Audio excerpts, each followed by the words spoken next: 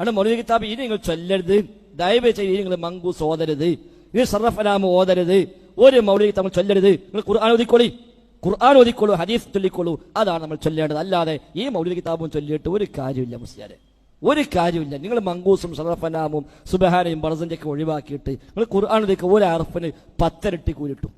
ഒരു അലിഫ് ലാം മീം എന്ന് ഓതിയാൽ 30 പുണ്യം കിട്ടും. എന്തിനാ ഒഴിവാക്കുന്നത്? സുബ്ഹാനല്ലാഹി അസ്റഫി റബീൽ അബിൽ ഖമർ നബീൽ ഹുദാ ചൊല്ലിയാൽ എത്ര കൂലിയാ കിട്ടുക? വല്ലതും പറഞ്ഞിട്ടുണ്ടോ? ഒരു കൂലിയും കിട്ടാനില്ലല്ലോ, ഒരു കൂലിയും കിട്ടാനില്ല. ഈ നുണയ്ക്ക പണിയിൽ കുറ്റം വരെ കിട്ടുകയും ചെയ്യും. ഒരു അള്ളാഹുവിന്റെ കിതാബ് ഓതുക, ഒരു ഫാത്തിഹ ഓതിയാൽ തന്നെ 10,000 പ്രതിഫലമാണ്. ആ സൂറത്തുകളെ, ആയത്തുകളെ പാരായണം ചെയ്യുക, അതിൽ തന്നെ ആയത്തുൽ കുർസി ഓതുക, മുഅവ്വിദത്തൈൻ ഓതുക, സൂറത്തുൽ ഇഖ്ലാസ് ഓതുക, ഫാത്തിഹ ഓതുക, സുബ്ഹാനല്ലാഹ്, അൽഹംദുലില്ലാഹ്, അല്ലാഹു അക്ബർ, ലാ ഇലാഹ ഇല്ലല്ലാഹ്, അസ്തഗ്ഫിറുല്ലാഹ്, ലാ ഹൗല വലാ ഖുവത ഇല്ലാ ബില്ലാഹ് തുടങ്ങിയ ദിക്റുകളൊക്കെ വർദ്ധിപ്പിക്കുക. അതിന് കിട്ടുന്ന പ്രതിഫലം ഏതായിരുന്നാലും ഈ നുണ ചൊല്ലിപ്പോയാൽ അതിന് കിട്ടൂല എന്ന് മാത്രമേ സൂചിപ്പിക്കാനുള്ളൂ. പോയിട്ട് സ്വസ്ഥമായി ശാന്തമായി ചിന്തിക്കുക.